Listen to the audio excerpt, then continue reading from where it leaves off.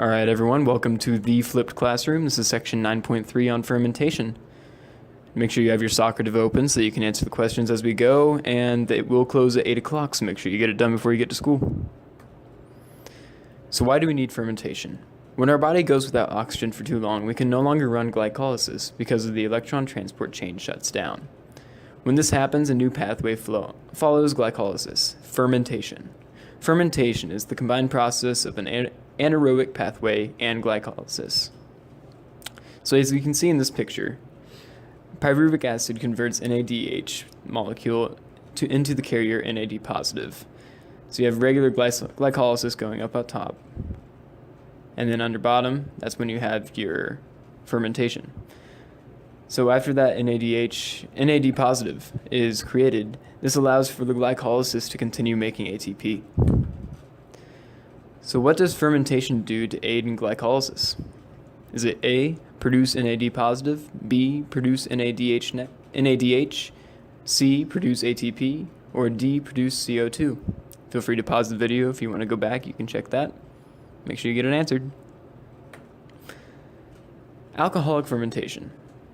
Yeast and other microorganisms use alcoholic fermentation.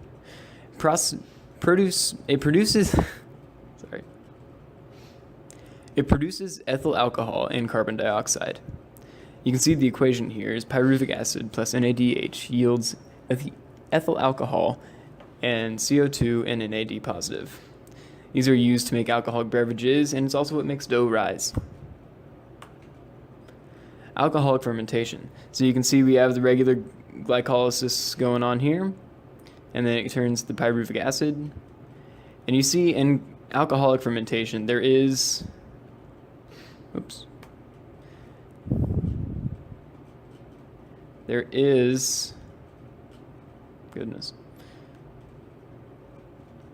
CO2 that is created.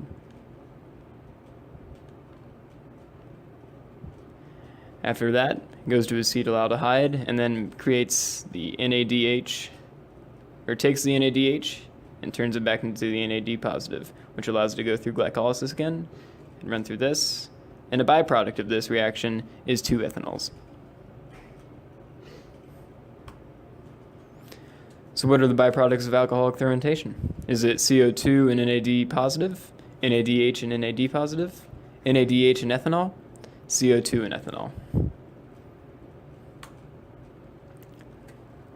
Lactic acid fermentation. Most organisms use lactic acid fermentation. This converts pyruvic acid into lactic acid. It does not give off CO2 though. That's a big distinction between alcoholic fermentation and lactic acid fermentation.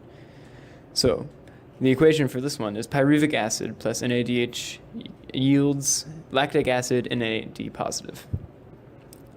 The best cells adapted for lactic acid fermentation are the muscle cells.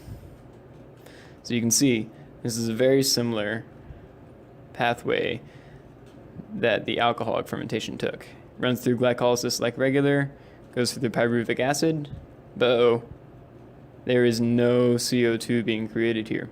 So it just goes right on through, turns the NADH into NAD positive, runs around this cycle one more time, and creates lactic acid.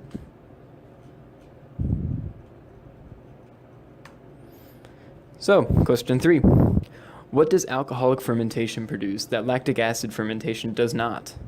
Is it A, O2, B, NAD positive, C, CO2, or D, lactic acid?